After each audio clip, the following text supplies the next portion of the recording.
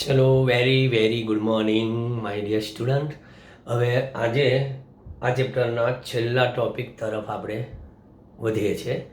ગાઉસનો નિયમ બહુ જ અગત્યનો નિયમ છે. આ નિયમ કુલમના વ્યસ્ત વર્ગના નિયમ પરથી આપણે મેળવવામાં આવે છે.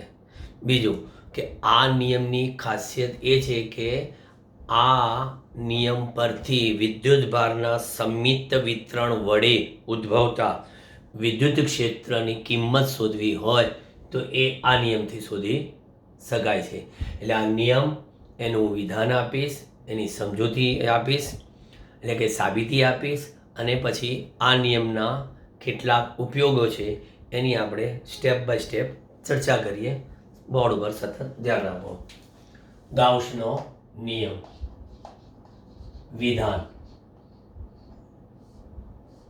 વિધાન શું કહે છે કે કોઈ પણ બંધ પૃષ્ઠ સાથે સંકળાયેલ કુલ વિદ્યુતીય ફ્લક્સ તે પૃષ્ઠ વડે ઘેરાતા કુલ વિદ્યુત ભાર અને એપ્સાયલોન 0 એટલે કે શૂન્યાવકાશનો પરાવૈદ્યુતાંક એટલે કે પરમિટિવિટીના ગુણોત્તર બરાબર કે જેટલો હોય છે.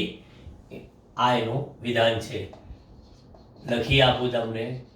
કોઈ પણ યાદ રાખો, કોઈ પણ બંધ પૃષ્ઠ સાથે સંકળાયેલ કુલ વિદ્યુતીય ફ્લક્સ, કોઈ પણ બંધ પૃષ્ઠ સાથે સંકળાયેલ કુલ વિદ્યુત ફ્લક્સ તે બંધ પૃષ્ઠ એટલે કે તે પૃષ્ઠ વડે ઘેરાતા કુલ વિદ્યુત ભાર અને શૂન્યાવકાશના પરાવૈદ્યુતાંક એટલે કે શૂન્યાવકાશની પરમિટિવિટી ના ગુણોત્તર જેટલું કે બરોબર હોય છે. એટલે અર્થાત આ વિધાનાત્મક વાત કરીને હવે આપણે સૂત્રાત્મક વાત કરીએ. અર્થાત આ કુલ flux phi equal to sigma Q by epsilon 0. આ સરવાળો બૈજિક છે, યાદ રાખજો. બૈજિક એટલે ધન વિદ્યુત ભાર હોય તો ધન અને ઋણ વિદ્યુત ભાર હોય તો ઋણ. કારણ કે તો જ આપણને ખ્યાલ આવશે કે ધનના કારણે ઉદ્ભવતું વિદ્યુત ક્ષેત્ર ઉદ્ભવતું હોય, ધનના કારણે વિદ્યુત ક્ષેત્ર ઉદ્ભવતું હોય અને ઋણના કારણે વિદ્યુત ક્ષેત્ર દાખલ થતું હોય, એ રીતે. અને આમ ના લખવું હોય તો અથવા કરીને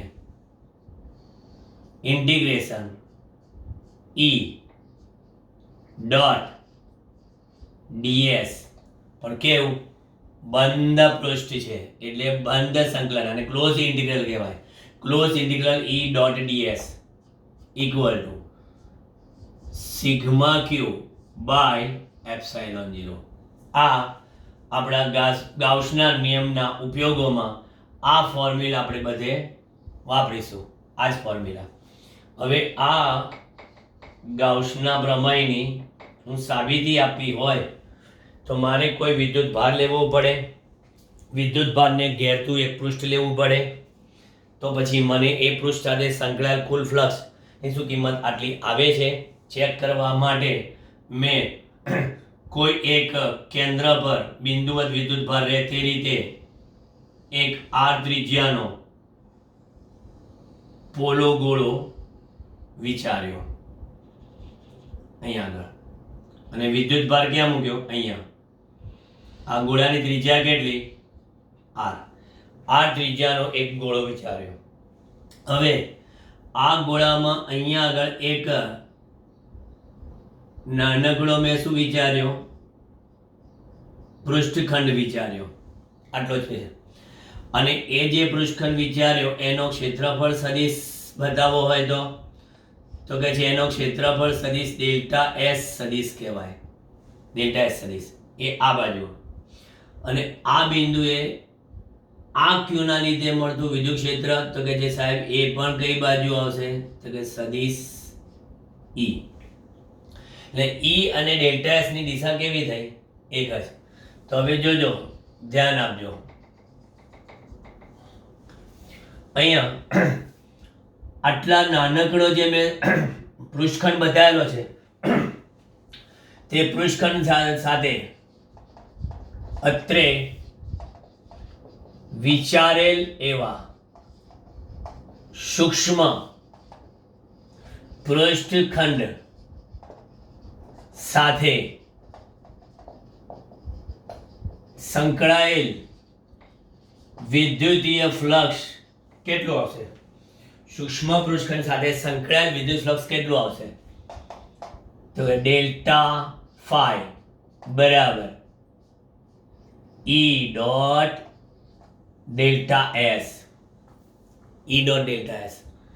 હવે કહે છે કે અહીં આ વિદ્યુત ક્ષેત્ર અને ડેલ્ટા એસ સદિશ બંને કઈ દિશામાં છે? એક જ દિશામાં. તો પછી આવા સંજોગોમાં ફ્લક્સ ડેલ્ટા ફાઈ બરાબર ખાલી શું લખાય? એ ઇન્ટુ ડેલ્ટા એસ, એટલે કે કોસ 0. માટે ડેલ્ટા ફાઈ એની કિંમત બિંદુવત એવા વિદ્યુત ભારથી આર અંતરે વિદ્યુત ક્ષેત્રનું મૂલ્ય કેટલું? તો કે છે કે કે એટલે કે 1/4πε0 સ્મોલ ક્યુ અપોન આર સ્ક્વેર અને ઇન્ટુ પાછા કેટલા? Delta S. કુલ ફ્લક્સ લેવું હોય તો કુલ ફ્લક્સ તો કે ફાઈ બરાબર કેટલા? Sigma delta phi. એટલે કુલ ફ્લક્સ ફાઈ બરાબર અચળ 4πε0 1/12 ક્યુ બાર, ત્રિજ્યા પણ 12 અને અહીંયા આગળ ડેલ્ટા એસ પણ ક્યાં? સમગ્ર પૃષ્ઠ પર. હવે વિચારેલ આ પૃષ્ઠખંડ એકદમ નાના લેતા જઈએ, નાના. એટલે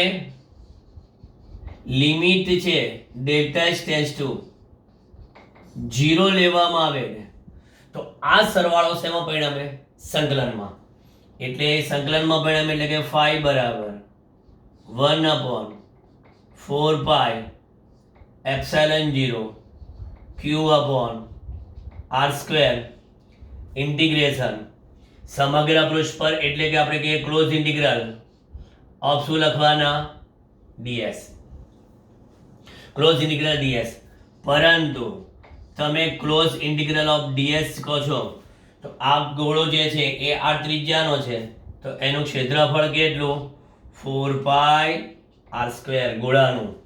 તો પછી ફાઈ બરાબર 1/4πε0 ક્યુ અપોન આર સ્ક્વેર અને અહીં લખાશે 4π આર સ્ક્વેર. જોઈ લો, 4 cancel, pi cancel, R square cancel. શું આવ્યું છે? માટે ફાઈ બરાબર ક્યુ બાય ε0. વિધાન સાબિત થઈ ગયું આપણો.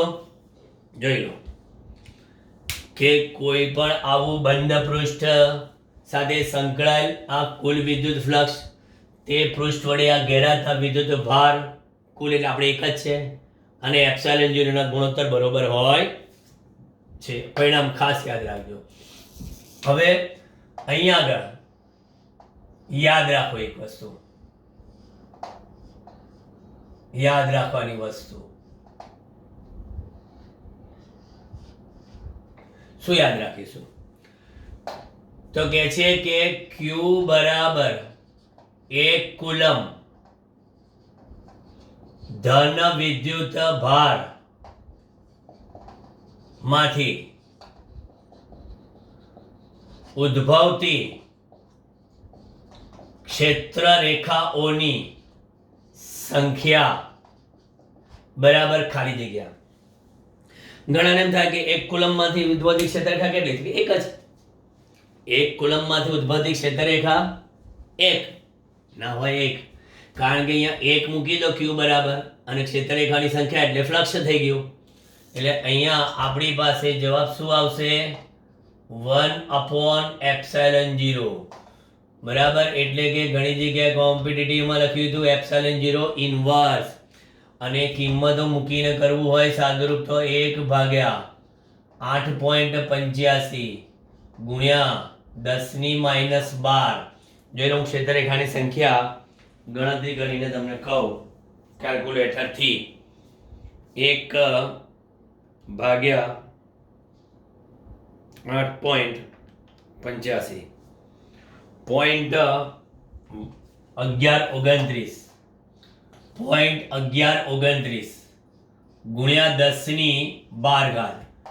જોઈ લો, એક કુલમમાંથી નીકળતી ક્ષેત્રરેખા 1 પોઈન્ટ આમ જવા દઈએ એટલે 1.13 ગુણ્યા 10⁻11 આટલી ક્ષેત્રરેખાઓ એક કુલમમાંથી ઉદ્ભવે. વિચારો તમે, એક કુલમમાંથી ઉદ્ભવે. આવી રીતે તમને નેનો કુલમમાંથી ઉદ્ભવતી, માઇક્રો કુલમમાંથી ઉદ્ભવતી, એવી જુદી જુદી પૂછી શકે, પણ કોન્સેપ્ટ યાદ રાખજો. જોયું, ગાઉસના પ્રમેય એટલે કે ગાઉસના નિયમે એને આપણને મદદ કરવાની શરૂઆત કરી દીધી.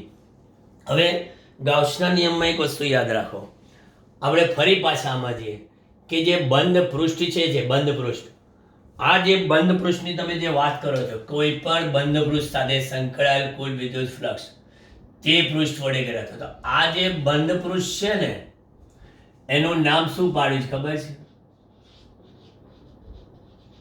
ગાઉસિયન પૃષ્ઠ. આ બહુ સરસ મજાનું પૃષ્ઠ છે, ગાઉસિયન પૃષ્ઠ. વૈજ્ઞાનિકના માનમાં, એની યાદમાં, બરાબર, ગાઉસિયન પૃષ્ઠ કીધું. હવે આ ગાઉસિયન પૃષ્ઠ એક એવું ગમે તે આકારનું હોઈ શકે. ગાઉસિયન પૃષ્ઠ ગમે તે આકારનું હોઈ શકે, અને એ ગાઉસિયન પૃષ્ઠમાં વિદ્યુતભાર પણ ગમે ત્યાં હોઈ શકે. ટૂંકમાં એ પૃષ્ઠ આ વિદ્યુતભારને ઘેરતું હોવું જોઈએ. બીજી ખાસિયત, આ પૃષ્ઠ પર વિદ્યુત ક્ષેત્ર, આ પૃષ્ઠ પર વિદ્યુત ક્ષેત્ર તે પૃષ્ઠને સ્થાનિક રીતે કેવું હોય? લંબ હોય. એટલે ગાઉસના નિયમમાં હંમેશા આપણે E અને ds એ એકબીજાને સમાંતર જ આવશે. આપણે જ્યારે જ્યારે ગાઉસના નિયમ પરથી વિદ્યુત ક્ષેત્ર શોધીશું તો ઓલવેઝ E અને ડેલ્ટા જે કહે છે ને, એટલે E અને ds એ પેરેલલ જ આવશે. એટલે વિદ્યુત ક્ષેત્ર એ દરેક પૃષ્ઠના દરેક બિંદુએ કેવું રહેશે? એક સરખું. એટલે E સંકલનની બહાર જ નીકળી જશે. એટલે ગાઉસના પ્રમેયમાં આપણે ઉપયોગ કરતી વખતે આ E બહાર જતા રહેશે અને ક્લોઝ ઇન્ટિગ્રલ આમ થશે, અને ds અને ઇક્વલ ટુ સિગ્મા ક્યુ ભાગ્યા ε0. બસ આ રીતનું થશે. હવે એ મેં જે બતાવ્યું તમને એમાં જો આ જે કહીએ છે આટલું, એને આપણે કહીએ છીએ શું? ગાઉસિયન પૃષ્ઠનો ક્ષેત્રફળ. નળાકાર હોય તો 2πrh કે 2πrl લઈએ, ગોળાકાર હોય તો 4πr² લઈએ, બરાબર. એટલે ટૂંકમાં વિદ્યુતભારને ઘેરતું પૃષ્ઠ ગમે તે આકારનું હોય એટલે પૃષ્ઠનું ક્ષેત્રફળ. અને આ શું છે કે જે તમે ગાઉસિયન પૃષ્ઠ લીધું છે એ ગાઉસિયન પૃષ્ઠ વડે ઘેરાતો કુલ વિદ્યુત ભાર છે સિગ્મા ક્યુ. એ પ્લસ માઇનસ જે બી હોય તે. ડાયપોલ હોય તો ના થાય, કારણ કે ડાયપોલમાં પ્લસ અને માઇનસ એટલે ડાયપોલમાં ના આવે. એટલે ડાયપોલનો વિદ્યુત ક્ષેત્ર ગાઉસના પ્રમેયથી મળતો નથી, એટલે ગાઉસના નિયમથી મળતો નથી. ક્લિયર? હવે આમાં આ સિગ્મા ક્યુ છે એ પૃષ્ઠ વડે ઘેરાતો જ લેવાનો, પૃષ્ઠની બહાર હોય તો નહીં. અને આ વિદ્યુત ક્ષેત્ર એ દરેક વિદ્યુત ભાર વડે ઉદ્ભવતું પરિણામી વિદ્યુત ક્ષેત્ર છે. હવે આ ગાઉસના પ્રમેયના આપણે શું જોઈએ લઈએ? ઉપયોગો જોઈ લઈએ. ચાલો, ગાઉસના નિયમના ઉપયોગો. જુદા જુદા ઉપયોગોમાં દરેક ઉપયોગ આપણે પદ્ધતિસર સમજીએ. ગાઉસના નિયમના ઉપયોગોમાં ઉપયોગ નંબર 1. ઉપયોગ નંબર 1 માં શું છે કે અનંત લંબાઈના સુરેખ તારમાં નિયમિત રીતે વિતરિત, એટલે સુરેખ તાર એટલે કેવું થશે? રેખીય વિતરિત વિદ્યુત ભારને લીધે તારથી આર જેટલા લંબ અંતરે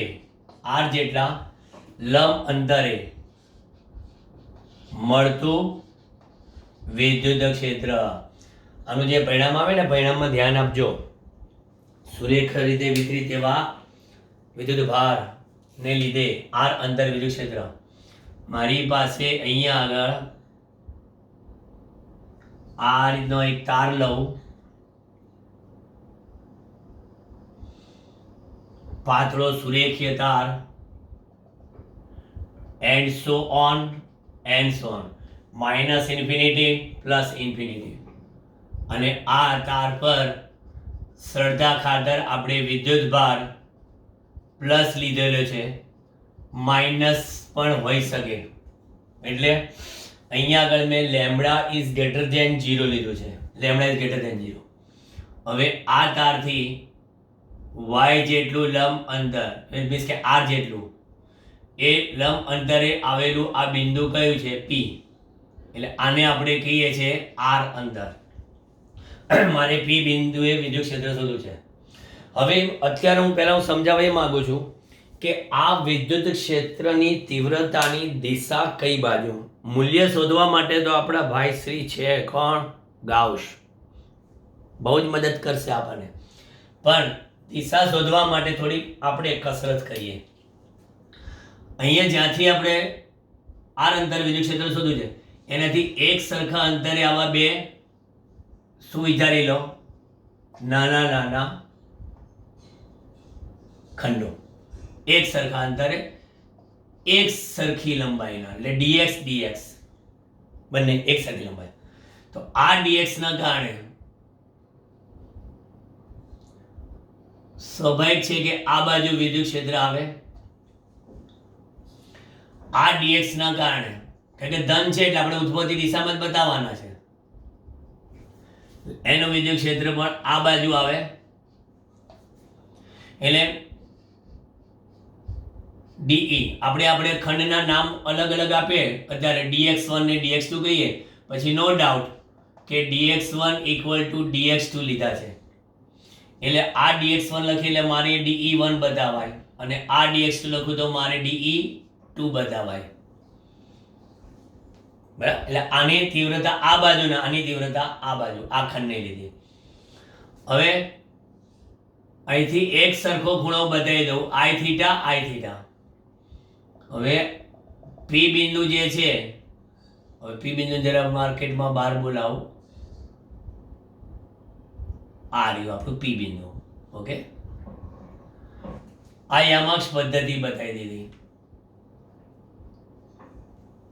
તો DE ના બંનેના ઘટકો પડશે. કયો? આ થીટા, તો આ પણ થીટા, આ પણ થીટા, અને આ દિશામાં, અને આ બાજુ.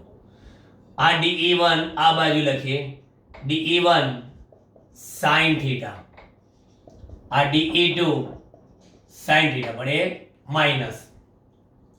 DE1 sin થીટા, DE1, અને આ ઉપર બંને એક જ દિશામાં, એટલે DE1 cos theta, DE2 cos theta. એટલે અહીંયા આગળ મને મળશે શું? DE1 cos થીટા વત્તા DE2 cos થીટા. પણ dx1 ઇક્વલ ટુ dx2, એટલે સ્વાભાવિક છે કે વિદ્યુત ક્ષેત્રના મૂલ્યો પણ કેવા થશે? DE1 equal to DE2. કારણ કે આ dx1 છે, ત્યાં વિદ્યુત ભાર કેટલો? એકમ લંબાઈમાં લેમ્બડા, તો dx લંબાઈમાં લેમ્બડા dx1. અહીં કેટલો? Lambda dx2. તો હવે આ લેમ્બડા dx1 લેમ્બડા dx2 બંને બતાવો તો વિદ્યુત ભાર સૂક્ષ્મ dq બરાબર કેટલો થશે? લેમ્બડા dx, કારણ કે dx1 = dx2 = આપણે કેટલા લઈ લઈએ dx. તો વિદ્યુતભાર સરખો, અંતર પણ સરખું, તો પછી વિદ્યુત ક્ષેત્રનું મૂલ્ય પણ સરખું. તો આવા સંજોગોમાં મને મળશે 2 de cos θ. એટલે પરિણામી વિદ્યુત ક્ષેત્ર મને p બિંદુએ ઉપર જ મળશે dep. અને આ શું મળ્યું? આ dep નું મૂલ્ય મળ્યું મને. અને આ બંને એકબીજાની અસરો નાબૂદ કરી નાખી. એટલે તમને એટલું તો ક્લિયર થઈ ગયું કે આપેલા તારથી r અંતરે આવેલા બિંદુએ વિદ્યુત ક્ષેત્ર એ ત્રિજ્યાવર્તી બહારની તરફ હોય જો લેમ્બડા ઇઝ ગ્રેટર ધેન 0 હોય તો. લેમ્બડા ઇઝ લેસ ધેન 0 હોય એટલે કે ઋણ વિતરિત એવા વિદ્યુતભાર હોય, ઋણ વિદ્યુતભારથી વિતરિત કરેલો તાર હોય તો એ ક્યાં હોય? તારની અંદર તરફ, ત્રિજ્યાવર્તી. અને બીજું કે આ સૂત્રમાં તમે એક વસ્તુ ધ્યાન રાખો કે ખંડ તમે ગમે તે વિચારો છો, બરાબર, પણ જે વિદ્યુત ક્ષેત્ર મળશે એ માત્ર ને માત્ર શેના પર આધાર રાખશે? તો કે જે આ જે વિદ્યુત ક્ષેત્ર મળે છે એ r અને લેમ્બડા પર આધારિત છે. તમે જો વિદ્યુતભારની રેખીય ઘનતા લેમ્બડા બદલી નાખો અને આપેલા તારથી અંતર બદલી નાખો તો જ બદલાય. બાકી અનંત લંબાઈના તારમાં એક સરખા અંતરે આવેલા દરેક બિંદુએ વિદ્યુત ક્ષેત્ર આપણને એક સરખું મળે છે. ચલો એટલે આ વસ્તુ આપણા મગજમાં ક્લિયર થઈ ગઈ. હવે ગાઉસના પ્રમેયથી મારે આ આખો તાર છે આપણો, ફરી પાછો વિચારું છું, ઉપયોગ બરાબર જોજો ધ્યાનથી. Plus plus plus plus plus plus plus plus plus plus plus plus so on. ગાઉસે આપણને શીખવાડ્યું હતું કે તમારે આ જે વિદ્યુતભાર છે ને એને ઘેરવો પડશે. ચલો ઘેરી લો, ગમે ત્યાંથી ઘેરો, કારણ કે આ ગાઉસિયન પૃષ્ઠ ગમે તે આકારનું હોઈ શકે. એટલે મેં આ વિદ્યુતભારને ઘેરવા માટે અહીંયા એક વર્તુળ દોર્યું, પણ આ વર્તુળથી આખો વિદ્યુતભાર ઘેરાતો નથી. તો મેં શું કર્યું? આવી રીતના એક r ત્રિજ્યાનો અને l લંબાઈનો નળાકાર વિચાર્યો. એટલે અહીંયા આગળ આપણે જે વિચારીએ છીએ એ શું છે? ગાઉસમાં નળાકારીય ગાઉસિયન પૃષ્ઠ વિચાર્યું મેં. નળાકારીય ગાઉસિયન પૃષ્ઠ.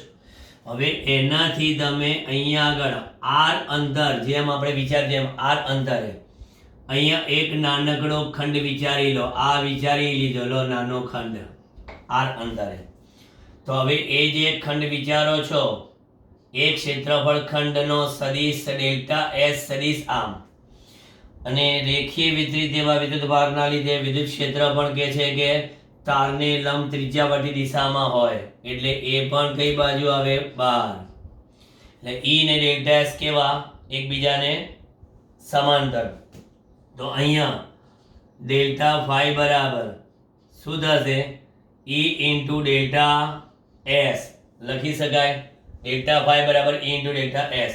તો માટે ફાઈ બરાબર ઇન્ટિગ્રેશન આપણે લઈ લઈએ આગળ જે સમજાય ને એ મુજબ, અને E ક્યાં આવી જશે? બહાર, અને ઇન્ટિગ્રેશન ઓફ ds લખી શકાય. તો અહીંયા ડાબી બાજુ ફાઈ બરાબર E મારે શોધવા છે એટલે બાજુ પર, અને ક્લોઝ ઇન્ટિગ્રલ ds. નળાકાર ગાઉસિયન પૃષ્ઠનું ક્ષેત્રફળ કેટલું આવશે? પરિઘ ગુણ્યા લંબાઈ. આને આપણે કહીએ સમીકરણ નંબર 1. ચલો એક કામ પૂરું કર્યું. હવે શું કરશો? સિગ્મા ક્યુ શોધીએ. સિગ્મા ક્યુ આ નળાકાર ગાઉસિયન પૃષ્ઠ વડે ઘેરાતો કુલ વિદ્યુતભાર. તો ઘેરાતા કુલ વિદ્યુતભારમાં લંબાઈ કેટલી? લેમ્બડા. અને નિયમિત રીતે વિતરિત છે એટલે એકમ લંબાઈ દીઠ લેમ્બડા, તો l લંબાઈ દીઠ લેમ્બડા. ચલો આ ક્લિયર થઈ ગયું સમીકરણ નંબર 2. તો પછી માટે ગાઉસનું પ્રમેય કહે છે phi બરાબર સિગ્મા ક્યુ બાય એપ્સિલોન 0. તો phi બરાબર સિગ્મા ક્યુ બાય એપ્સિલોન 0 મૂકી દો કિંમત સિગ્મા ક્યુ એટલે સોરી phi ની કિંમત એટલે e ઇન્ટુ 2 પાઈ r l. ચલો આ થઈ ગઈ phi ની કિંમત મુકાઈ ગઈ ઉપર સમીકરણ અને 2 ની કિંમત લેમ્બડા l ભાગ્યા લો. તમે ગાઉસિયન પૃષ્ઠની લંબાઈ ગમે તે લઈ શકો, પરંતુ આ વિદ્યુત ક્ષેત્ર E equal to lambda upon 2 pi epsilon 0 into કેટલા 1 અપોન r. અથવા તો તમે વિચાર કરો કે સદિશ E એટ r પોઝિશને શોધવું છે તો lambda upon 2 pi epsilon 0 into 1 upon r into r caret આમ પણ લખાય. અને હજી પણ આપણે લખવું હોય તો આ વસ્તુને તો E બરાબર 2 વડે ગુણો 2 વડે ભાગો એટલે 4 પાઈ એપ્સિલોન 0 એટલે સીધા લખાઈ જાય 2k બરાબર અને ઇન્ટુ લેમ્બડા અપોન r. આ સૂત્ર પણ વાપરી શકો, આ સૂત્ર પણ વાપરી શકો. આ સૂત્ર સદિશ રજૂઆત છે અને આના પરથી તમને ખબર કે વિદ્યુત ક્ષેત્ર E એ અંતરના કેવા પ્રમાણમાં વ્યસ્ત પ્રમાણમાં લેમ્બડા અચળ હોય તો. અને આપણે કીધું હતું કે આ વિદ્યુત ક્ષેત્ર r અને લેમ્બડા પર જ આધાર રાખે છે. બહુ જ સારો ઉપયોગ હતો આ ગાઉસના પ્રમેયનો. બીજા ઉપયોગ તરફ આપણે આગળ વધીએ.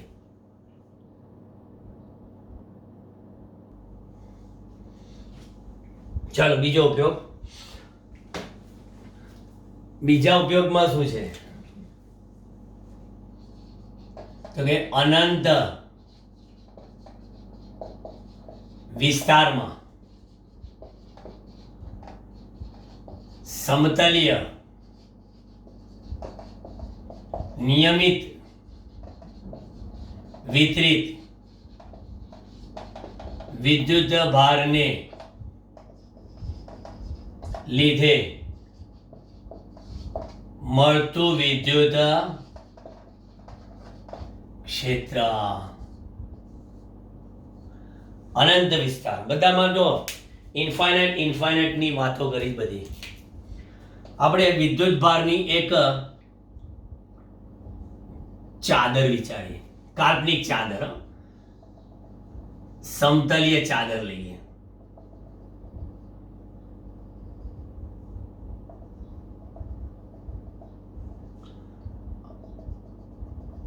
હવે મેં અત્યારે આ જે સમતલ બતાવ્યું છે ને એમાં નિયમિત વિતરિત વિદ્યુત ભાર આ રીતે પ્લસ પ્લસ પ્લસ લીધા છે.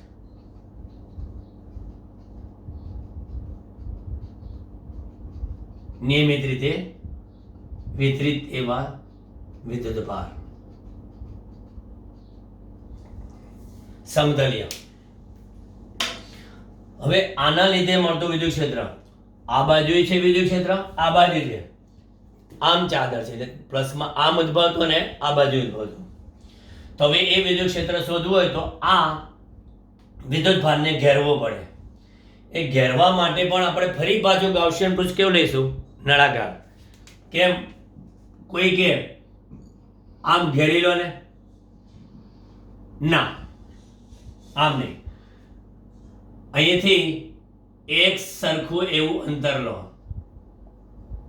એક સરખું અંતર એટલે કે એક સરખી લંબાઈનું આ બાજુ અને એટલું જ આ બાજુ.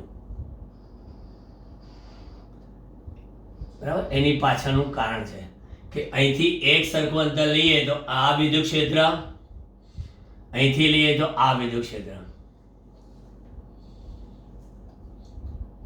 બરાબર? બંને બાજુ. અહીં આગળ આપણે વિદ્યુત ક્ષેત્ર E ડેશ કહીએ અને આ બાજુ વિદ્યુત ક્ષેત્ર E કહીએ તો ભલે વિદ્યુત ક્ષેત્રની દિશા અલગ અલગ છે પણ અહીંયા આગળ ઈ ડેશ ઇક્વલ ટુ અહીંયા ઈ ડબલ ડેશ રાખીએ. ઈ dash equal to E double dash નું માન બરાબર ઈ છે. બરાબર, ઈ ડેશ નું માન અને ઈ ડબલ ડેશ નું માન સરખું છે. હવે આ ક્ષેત્રફળ છે એ બંને બાજુ સરખી જ લંબાઈ છે, તો અહીંથી બહાર આવતું ફ્લક્સ અને અહીંથી બહાર આવતું ફ્લક્સ કેટલું હશે? અહીંથી બહાર આવતું ફ્લક્સ ઈએ, અહીંથી બહાર આવતું ફ્લક્સ કેટલું? ઈએ. તો તમે વિચારે એવું પૃષ્ઠ જે છે એમાં કુલ ફ્લક્સ ફાઈ બરાબર કેટલું? એટલે આ ઈએ બહાર આવતું વત્તા આ ઈએ બહાર આવતું, એટલે કુલ કેટલું થયું? 2EA. હવે વિદ્યુત ભારની નિયમિત પૃષ્ઠ ઘનતા કેટલી? સિગ્મા. સિગ્મા શું છે? પૃષ્ઠ ઘનતા. તો નિયમિત વિદ્યુત ભારની પૃષ્ઠ ઘનતા સિગ્મા આપણને આપી દીધું. સિગ્મા ક્યુ કેટલા? તો કે એકમ ક્ષેત્રફળ દીઠ સિગ્મા, પણ અહીંયા આટલામાં ઘેરાતો વિદ્યુત ભાર તો એક ક્ષેત્રફળ દીઠ છે એટલે સિગ્મા. તો પછી માટે ગાઉસનું પ્રમેય ફાઈ બરાબર સિગ્મા ક્યુ બાય એપ્સિલોન 0 પરથી જરા શોધો શું આવ્યું? ફાઈ ની જગ્યા પર 2EA, સિગ્મા ક્યુ ની જગ્યા પર સિગ્મા A ભાગ્યા એપ્સિલોન 0.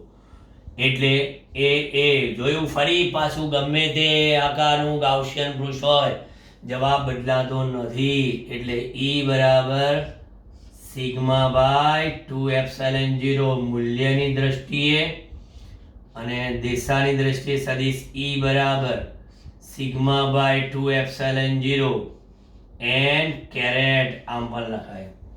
એટલે જોયું કે આ વિદ્યુત ક્ષેત્ર એ અંતર પર આધાર રાખતો નથી. ગમે તે અંતરે મને આ વિદ્યુત ક્ષેત્ર કેવું મળે છે? એક સરખું. આમાં જો કેટલાક કિસ્સા જોઈ લઈએ. આમાં કંઈક કિસ્સા આપવાનું મન થાય, સિમ્પલ સૂત્ર છે ને. એટલે કિસ્સામાં નંબર 1, મારી પાસે આ સમતલ એક આ બાજુ છે, બીજો એક સમતલ છે. આ સમતલમાં હું એમ વિચારું કે વિદ્યુત ભાર પ્લસ પ્લસ જેટલો છે, અને આ સમતલમાં વિદ્યુત ભાર વિચારું પ્લસ છે પણ ઓછો છે. એટલે અહીંયા પ્લસ સિગ્મા 1 પ્લસ સિગ્મા 2, પણ sigma 1 is greater than sigma 2 એમ કહેવાય. ધન વિદ્યુત ભાર, આ ધન વિદ્યુત ભાર. હવે જો અહીંયા મારી પાસે કોઈ બિંદુ વિચારું P, અહીંયા બિંદુ વિચારું Q અને અહીંયા બિંદુ વિચારું R. આ ત્રણ બિંદુ આગળ વિદ્યુત ક્ષેત્ર આ સૂત્રની મદદથી શોધવાની કોશિશ કરીએ. જોઈએ, સેપરેટ જ નજર રાખજો.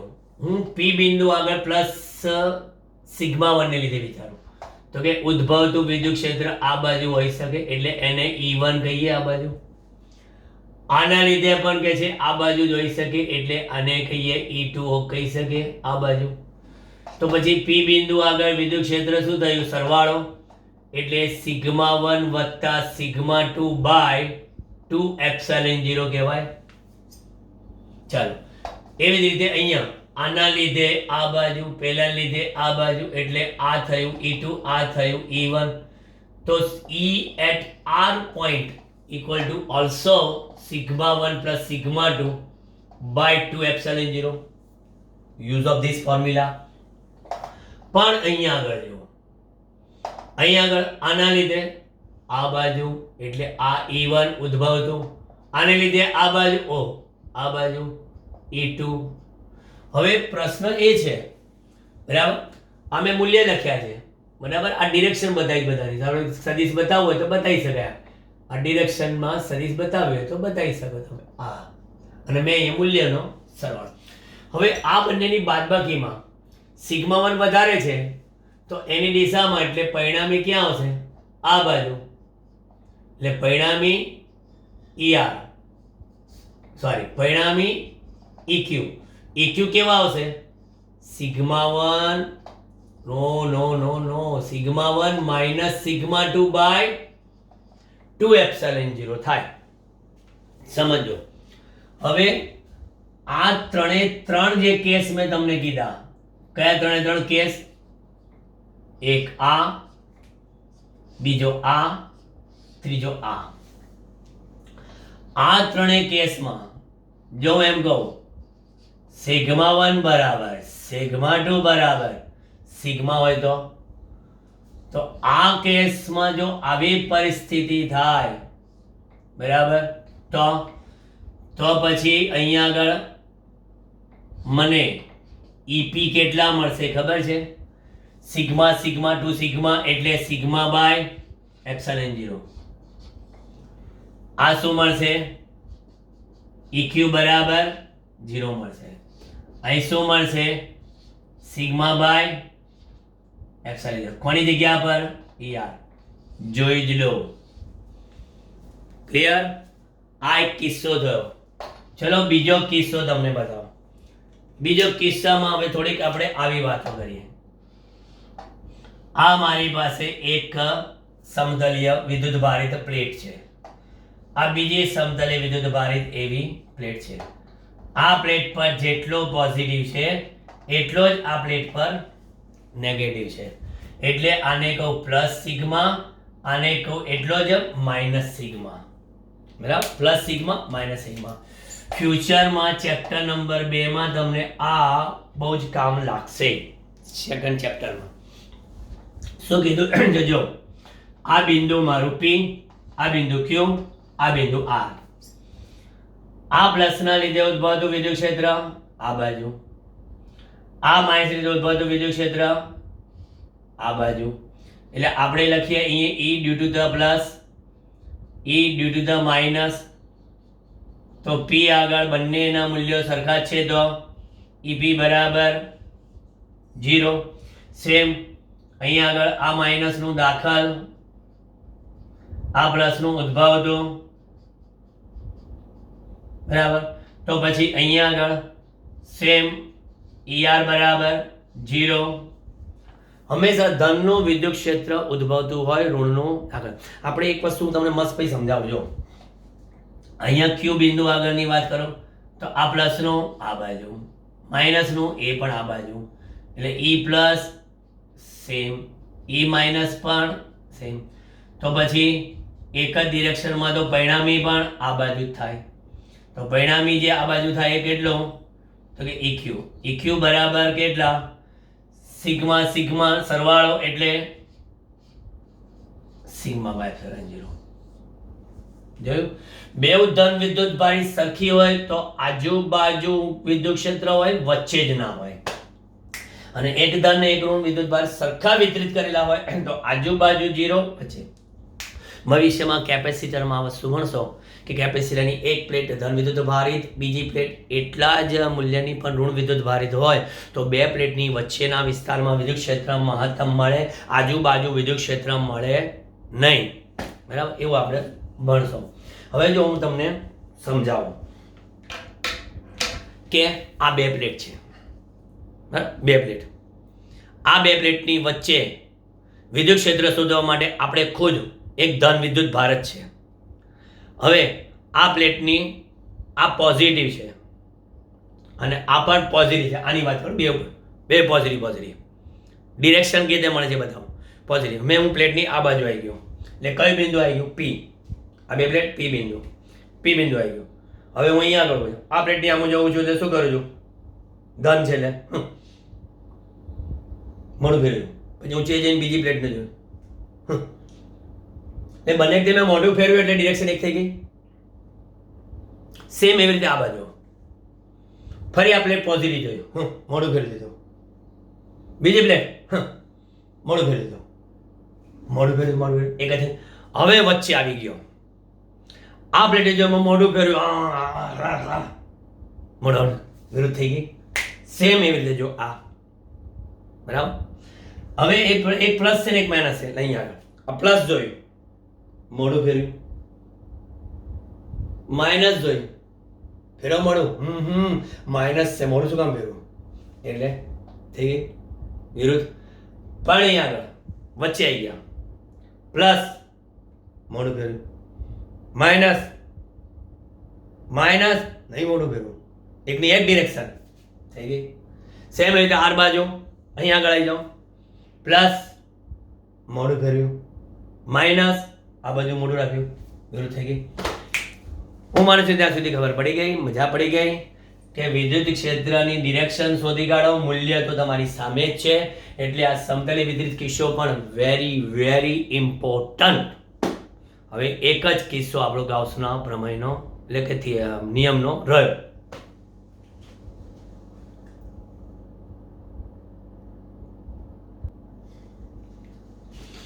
ચલો ત્રીજો ઉપયોગ. ત્રીજા ઉપયોગમાં શું છે કે એક પાતળી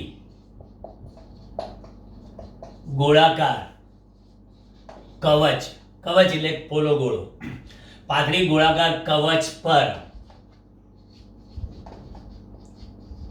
નિયમિત વિદ્યુત ભારને લીધે મળતું વિદ્યુત ક્ષેત્ર,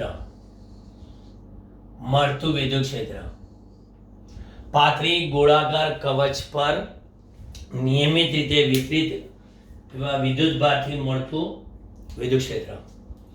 હવે હું અહીં આગળ કવચ બતાવું છું. આખી કવચની સપાટી પર આ વિદ્યુત ભાર છે.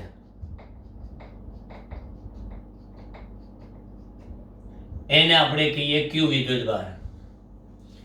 અને આ જે કવચ છે એની ત્રિજ્યા કહીએ આર. તો અહીંયા આગળ વિદ્યુત ભારની પૃષ્ઠ ઘનતા કેટલી? સિગ્મા. બરાબર. એટલે કવચ પર વિતરિત વિદ્યુત ભારની પૃષ્ઠ ઘનતા સિગ્મા કેટલી? ક્યુ ભાગ્યા 4 પાઈ આર સ્ક્વેર થાય. હવે આ કવચમાં વિતરિત એવા વિદ્યુત ભારને લીધે મારે સૌથી પહેલા હું શું કહીશ? કવચની અંદર મળતું વિદ્યુત ક્ષેત્ર. ચલો કવચની અંદર જઈએ. કવચની અંદર મળતું વિદ્યુત ક્ષેત્ર શોધવું હોય તો મારે શું કરવાનું? પહેલા તો આપણે જે કવચ બતાવ્યો છે કવચ બતાવી દઈએ. આ કવચની જે ત્રિજ્યા છે એ આર, આ બધો વિદ્યુત ભાર જે કવચની સપાટી પર નિયમિત રીતે વિતરિત થયેલો છે ક્યુ જેટલો. મારે કવચની અંદર જોઈતું હોય તો મેં એક ગાઉસિયન પૃષ્ઠ વિચાર્યું. આવો કેટલી ત્રિજ્યાનું? 8 ત્રિજ્યાનું. આ છે ગાઉસિયન પૃષ્ઠ વિચાર્યું. ક્યાં? ગોળાની અંદર. ગોળાની અંદર ગાઉસિયન પૃષ્ઠ વિચાર્યું જેનું ક્ષેત્રફળ કેટલું આવશે? Equal to 4 pi R square. બરાબર. અને આ પૃષ્ઠ વડે ઘેરાતો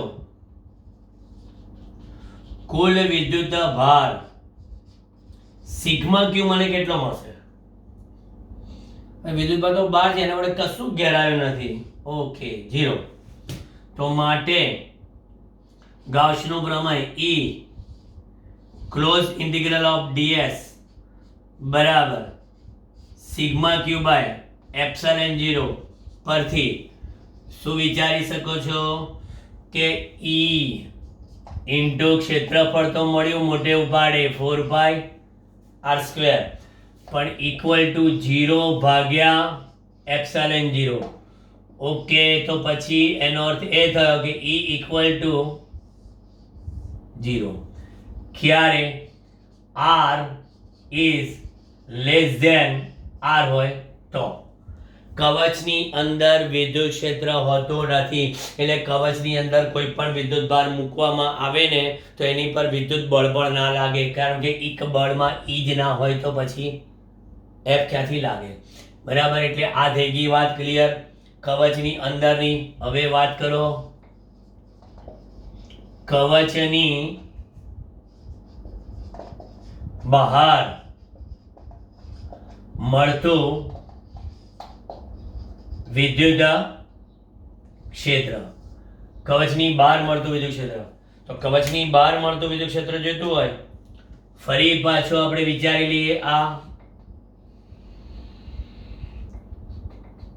આપણું આ ત્રિજ્યાનું ગોળાકાર કવચ કે વિદ્યુત ભાર કેપિટલ આ ત્રિજ્યા.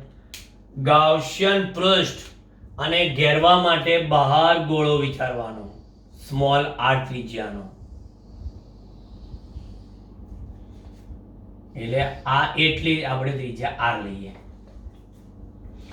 આ જે ગાઉસિયન પૃષ્ઠ વિચાર્યું, એ ગાઉસિયન પૃષ્ઠનો ક્ષેત્રફળ કેટલું આવશે? 4πr². એવું ના કે આ સરખું જ આવ્યું હતું. અરે પણ આ r નાની છે આના કરતા, અને આ r આના કરતા મોટી છે 4πr². અને આ પૃષ્ઠ વડે ઘેરાતો કુલ વિદ્યુત ભાર સિગ્મા ક્યુ કેટલો? કુલ વિદ્યુત ભાર બરાબર ક્ષેત્રફળ ગુણ્યા સિગ્મા. તો ક્ષેત્રફળ કેટલું આપણું? 4πr². ક્ષેત્રફળ 4πr². 4πr² ક્ષેત્રફળ બરાબર, એના વડે ઘેરાતો ક્ષેત્ર આ 4π કેપિટલ r² ઇન્ટુ કેટલા? સિગ્મા. આખો આ ગોળો ઘેરાઈ ગયો ને, એટલે 4πr² સિગ્મા. તો પછી માટે E ક્લોઝ ઇન્ટિગ્રલ ds બરાબર સિગ્મા ક્યુ બાય એપ્સિલોન 0 પરથી E ક્ષેત્રફળ કેટલું લાગે છે? 4πr². સિગ્મા ક્યુ કેટલો છે? 4π કેપિટલ r² સિગ્મા અપોન કેટલા? એપ્સિલોન. 4π કેન્સલ. તો વિદ્યુત ક્ષેત્ર E કેટલું આવ્યું? Sigma r² upon epsilon 0 r². Sigma r² upon epsilon 0 r². આ છે r is greater than capital R and also equal to R. equal to R માટે પણ ચાલે, લેસ ધેન માટે આ. એટલે અહીંયા આગળ સિગ્માની કિંમત મૂકી દો. સિગ્માની કિંમત કઈ? આ q અપોન 4πr² સિગ્માની કિંમત મૂકી, અને r² અપોન એપ્સિલોન 0 r². તો ખાલી r² કેન્સલ, તો E કેટલા આવ્યા? તો E આવ્યા q upon 4π epsilon 0 into 1 upon r². એટલે આનો અર્થ એ થયો કે આ વિદ્યુત ક્ષેત્ર અંતરના વર્ગના વ્યસ્ત પ્રમાણમાં જસ્ટ લાઈક એ પોઈન્ટ ચાર્જ બિંદુવત વિદ્યુત ભારના લીધે, કારણ કે કવચનો સમગ્ર ધન વિદ્યુત ભાર જાણે કે કેન્દ્રમાં કેન્દ્રિત થયેલો હોય તેમ લઈ શકાય. એટલે બિંદુવત જેવું આપણને આ સૂત્ર મળી ગયું. E બરાબર કે Q અપોન r². એ ટાઈપનું સૂત્ર. એટલે આ કવચના બહારના વિસ્તારની વાત થઈ ગઈ. હવે હું તમને એક આલેખ દ્વારા વસ્તુ સમજાવી દઉં કે મારી પાસે અહીંયા આગળ આ અંતર r છે અને આ વિદ્યુત ક્ષેત્ર E છે. અંતર r ને વિદ્યુત ક્ષેત્ર E. જો, અને અહીંયા આગળ કવચનો કેન્દ્ર છે. તો અહીં સુધી એટલે કે r બરાબર r સુધી જશો તો વિદ્યુત ક્ષેત્ર 0 છે. કવચની અંદર. પરંતુ પછી જોજો કે કવચની અહીંયા આગળ મેક્સિમમ, બરાબર, અહીંયા જે કિંમત મળે છે મેક્સિમમ એટલે કેટલી? અહીંયા આગળ r બરાબર r પાસે સિગ્મા બાય એપ્સિલોન 0 જેટલી. અને પછી જોતા જશો તો ક્રમશઃ ઘટતી આમ. એટલે તમે કહી શકો આ ઈ છેલ્લે છે 1/r². એટલે કવચના કિસ્સામાં આવો દોરી શકાય. હજી એક ચોથો ઉપયોગ છે, પણ હું તમને છે ને જ્યારે દાખલા ગણાઈશ ને ત્યારે એ ઉપયોગ હું સમજાવી દઈશ. અત્યારે આપણે ચેપ્ટરના પાઠ્યપુસ્તકના સિલેબસ પ્રમાણે આપણું આ ચેપ્ટર થિયોરિટિકલી સંપૂર્ણ થઈ ગયું. હવે નેક્સ્ટ સેશન એટલે નેક્સ્ટ લેક્ચરમાં આપણે આના ગાઉસના ઉપરના ઉપયોગો જે છે એના દાખલા જોઈશું. Okay, done.